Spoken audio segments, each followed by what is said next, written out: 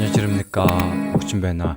За өнөөдрийн Premiere Pro-гийн хичээлээрээ хамтдаа source хэсгийг сурах болно. За дотор нь яг ямар зүйлсүүд байгаа. За тэгээ хэрхэн ашиглах вэ? За shortcut нь ямар shortcut байдаг вэ? Талаар бас өөрийнхөө ашигладаг ноу-хавуудыг зааж өгөх болно. За та бүхэн энэ өнөөдрийн зааж өгөх shortcut-ыг сурчих юм бол та бүхний edit хийх хурд маш хурдтай болох болно.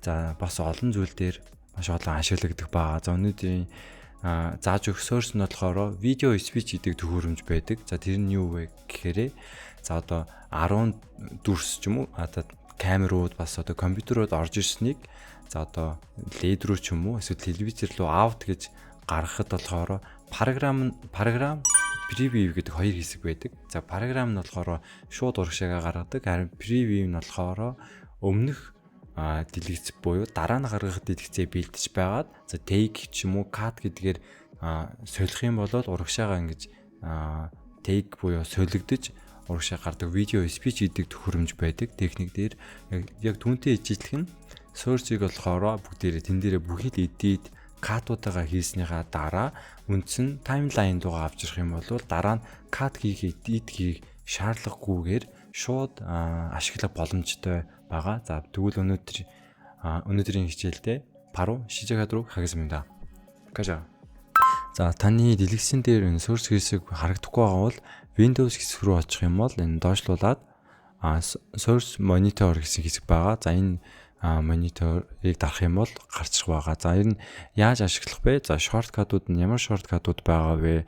За илүү удтуус одоо тийм айконуудыг хэрхэн ашиглах талаар та хүн зааж өгье. За бүгдээрээ project хэсэг дээрээ за дүрс, аудио, image за хэрэгтэй бүхий л файлаа оруулж ирсний дараа шууд одоо timeline хэсэг рүүгээ чирж оруулж ирсний дараа за энэ чинь одоо ингээ хэрэгтэй дүрсээ харж агаад cut хийгээд эсвэл хэрэгтэй дүрсэн дээр эффект өгдөг. За гэхдээ энэ чинь ингээ cut хийхдээ за одоо keyboard-наас C үсэг дараад cut хийгээд за энэ уртлыг нь болохоор delete хийсний дараа ингээд за артлыг нь болгоо дахиад cut хийгээд устгадаг.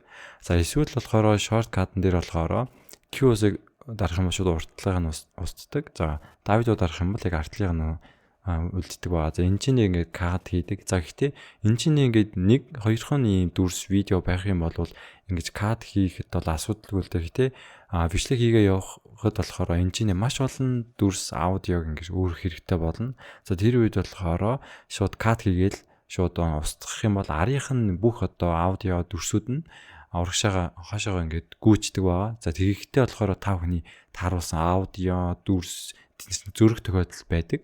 За өнөөдөр болохоор source хэсэг дээрээ энэ бүхийг ката хийсний дараа шууд оруулж ирэх амархан аргыг та бүхэн зааж өгье. За тэгэхийн тулд яах вэ гэхээр бүгдээрээ энэ project хэсэг дээрээсээ харах юм бол за ингээд дүрснүүд байгаа шүү дээ. За одоо бүгнээр харъя. Тэгвэл яаж ашиглах вэ гэхээр за project хэсэг дээр байрлаж байгаа одоо видео зурагнууд дээрээ бүгдээрээ за mouse хоёроо дээр нь дарах юм бол энэ дээр source гэдэг одоо монитор хэсэг гарч ирнэ. За тэгээд энэ урчилж харж болдог байгаа энэ чинь байгаа видеог за бүгдээрээ энэ таймлайны индикатор байгуулсан хэр өнгийн за энийг ингээ бүгдээрээ хөдлөх юм бол за бичлэгний маань ингээ үзэж болдог байгаа. За бүгдээрээ та бүхэнд эхний shortcut зааж өгье. За тэр нь болохоор G үсэг нь болохоор хаашаа ухардаг байгаа. K нь болохоор бидний нөгөө stop байгаа. За нөгөө музик дуу сонсоод бүгнөрөө play бас өмнөх дуу дараагийн дуу руу шилждэг шүү дээ. Яг тэрэн шиг гэсэн үг. Тэгээд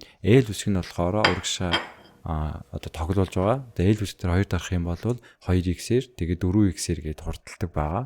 За энэ зааж өгсөн shortcut маань мөн энэ timeline дээр ч мөн ялгаагүй ажилладаг байгаа. L үсэг дарна. Эсвэл G үсэг дарна. За энийг болохоор бас олон ашигладаг байгаа. За бүгдээ энэ чинээсээ за яг энэ онгойлгож байгаа энэ хэсгийг авъя гэж бодъё л да. Тэгэх юм бол за энэ эхлэх хэсгээ бас төгсөх хэсэг хоёроо сонгож өгөх хэрэгтэй.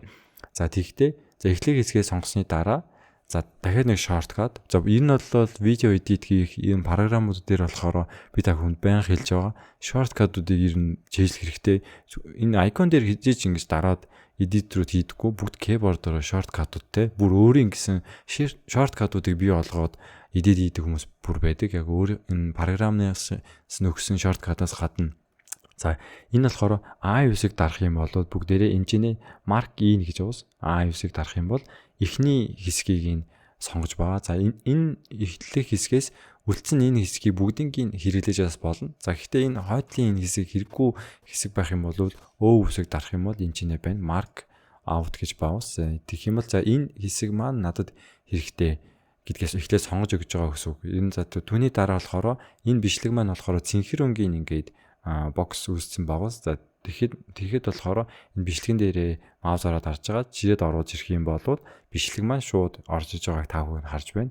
За гэхдээ энэний бол ингээл одоо бичлэгээ ингээд сонгосныхоо дараа I O гэж сонгочоод дахиад ингээд чирээд авчих чинь амар хэцүү шттэ. За дараагийн шорткат нь. За тэр нь ямар шорткат бэ гэхээр за энэ чинь харагдаж байгаа insert. За энэ шинэ overbrate гэд хоёр хэсэг байгаа. За энэ нь болохоор энэ чинь үзэж байгаа бичлэгээ би таймлайн руугаа шууд шорткатаар оруулж ирэх icon байгаа. За энэ болохоор insert нь болохоор таслал байгаа. За энэ overbrate нь болохоор цэг байгаа. За энэ ямар үед ашиглагддаг вэ гэхээр за бүгд нэр өөр нэг бичлэг оруулъя. За энэ бичлэгээр хоёр дараад за энэ tag онгоолгоод нэгээд за гаргаж байгаа энэ хэсгийг л авъя гэж бодъё. Хэсэг дарлаа. За түүний дараа энэ яг энэ бичлэгний голд нь би энэ бичлэгээ байршуулъя гэж бодъё. За тэгэхэд бөөнөрөө за ингээ голлуулчлаа гэж бодъё шүү дээ. Гэхдээ энэ голлуулсан бол яг биш байхгүй. Бөөнөрөө ингээд татаад үзэх юм бол ээж байна.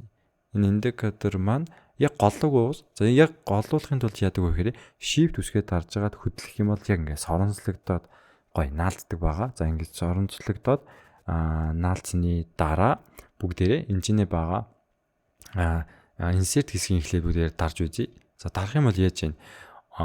Өмнө хойно байгаа бичлэгүүд нь устгахгүйгээр шууд дунд нь шууд яваад орчиж байгаас.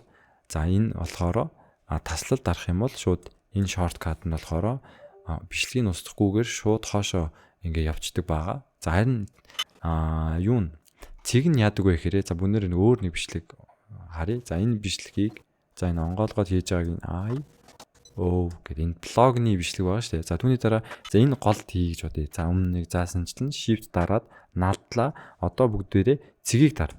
За тэгэх юм бол яаж вэ? Өмнөх бичлэгийн хойно нь бол ямар ч зураг дүүрс байсан ч бай шүү. Дээр нь давхарлагдаад шууд орчиж байгаас. За тийм учраас энэ шортката бүүнээр харж байгаа. Тэг өөрийнхөө хэрэгтэй зүйлдээ ашиглах хэрэгтэй. Цэг юм уу эсвэл таслал юм уу гэдгээ сайн харж агаад бичлэгээ ингээ оруулж ирэх хэрэгтэй. За ихтэй хаана оруулахыгаа бүгдээрээ заавал ингээ сонгож жагаад за shift үсгээд дарах юм бол ингээ соронзлогдгийг бүгнөөрөө хамтдаа сурлаа. За түүний дараа юу байгаа вэ гэхээр за магадгүй би энэ бичлэгийн зөвхөн дүрсийн за эсвэл би зөвхөн аудиог намаар оруулж ирмээр үе байгаа шүү дээ. Тэгэхэд яадаг вэ гэхээр за энэ бичлэгээ болохоор за мөнөр өөр нэг бичлэг үзье. За энэ дээр маус хоёроо тараад ингээ бичлэгээ үзсний дараа I O сонгоод за түүний дараа болохоор энэ видео only video байхгүй юм. Энэ видео энэ болохоор аудио хэсгийг нь сонгоно гэсэн үг. За мөнөр энэ дүрсийг энд л дарж агаад жирээд оруулаад ирээ. Тэгвэл ээж энэ аудиог нь оржихгүйгээр дүрс нь л орж иж байгаас. За мөн ялгаагүй аудиог нь зөвхөн дараад чирэх юм бол дүрсэн дээр аваачих юм бол угсаа орохгүй шүү дээ. Тийм учраас энэ нэ A гэсэн байгаа чи аудио, V нь болохоор видео гэсэн үг байгаа. Энэ зураасаас дээш энэ видео, энэ зураасаас доош аудио. За энэ хэмжээнд бол мэдж байгаа байх гэж бодож байна. За тэгэхээр аудио л ороод ирж байгаас. За тийм учраас энэ icon за эднэрийг бүгдээрээ иймэрхүү маягаар ашиглахад болно. За энэ чинь байгаа камерны icon ямар очтой icon юм бэ гэхээр энэ чинь байгаа одоо дүрснээс би одоо thumbnail юм уу зургийг скриншот хийж авах боломжтой гэсэн үг. За бөөнөрөө за өөр нэг видео оруулж ирээд за энийг болохоор бөөнөрөө зургийн дарт за энэ гоё юм шиг. За энэний зургийн дарчээ. За тэхинд бол яах вэ гэхээр за яг одоо харж байгаад за энэ хэсэг яг энэ хэсэг гоё байна гэх юм бол камерны зурган дээр дарна. За тэгэх юм бол export frame гэдэг энэ хэсэг гарч ирнэ. За энэ ямар учиртай гэхээр name гэдэг нь энэ зургийнхаа нэрийг өгөх хэрэгтэй. За юу хөө blog гэд нэр өгчээ. За тэгээд формат нь болохоор зураг юм уу PNG юм уу яг тэргээ сонгоно. За түүний дараа энэ check box import project гэдэг. За энэ ямар учиртай вэ гэхээр за энэ нэг зургийнхаа энэ project хэсэг рүүгээ оруулж ирэх юм уу үгүй юу гэсэн хэсэг байгаа байхгүй. Би энэ зургаа дахиад аваад ашиглахаар бол импортыг заавал дарна. За ашиглах шаардлагагүй зүгээр л би зургийн скриншот хийж авч байгаа маа гэх юм бол энийг чекийг болиулчих хэрэгтэй. За тэгээд browse нь мэдээж хаана хадгалах вэ гэдгээ сонгож өгч байгаа. За тэгээд окей гэж дарах юм бол окей гэж дарах юм бол зөв дэлгэцэн дээр за бидний сайн блог гэдэг нэртэйгээр ингээд зураг маань скриншот хийж байна. За гэхдээ энэ прожект руугаа оруулж ирэхэд болохоор яах вэ гэхээр яг мөн ялгаагүй дарлаа импорт гэдгийг дарчих хэрэгтэй. Тэгэх юм бол окей дарах юм бол энэ дээр болохоор санийх нэрээр ороод ирнэ. Энийг болохоор ингээд аваад ашиглаж зургийг аваад ашиглаж болно гэсэн үг шүү дээ. Энд чинь ингээд зураг гэсэн үг. За энэ icon маань ийм очиртой байгаа.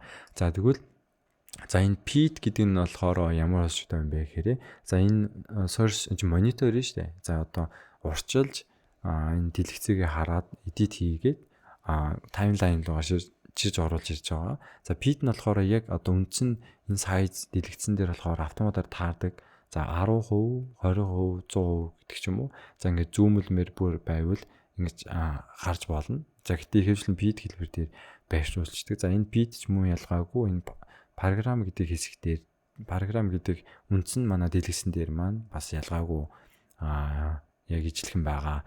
За энэ 1.4 энэ чинь бас 1.4 бос энэ их чухал байгаа. За энэ ямар учиртай юм бэ гэдгийг тайлбарлаж өгье. За харах юм бол энэ pool 1.2, 1.2, 1.4, 1.8 гэж байгаас. За энэ нь болохоор юу хэлээд байгаа юм бэ гэхээр за одоо 4K ч юм уу, 8K ч юм уу эсвэл pool ичтэй ч юм уу бичлэг оруулж ирнэ. Гэхдээ тэр бичлэгийг одоо 4K-гаар нь шууд ингээд нэгтршлаар нь үзэнгээ edit хийх юм бол үнэхээр гоё шүү дээ. Чанартай дүрслэлүүдийг нь хараад. Гэхдээ та бүхний компьютерийн хүчин чадал маш сайн байж ич 4K бичлэгийг pool буюу pool дээр нь тохируулах юм бол яг одоо үндсэн дүрсүүдийг оригиналаар харангаа edit хийх боломжтой байдаг.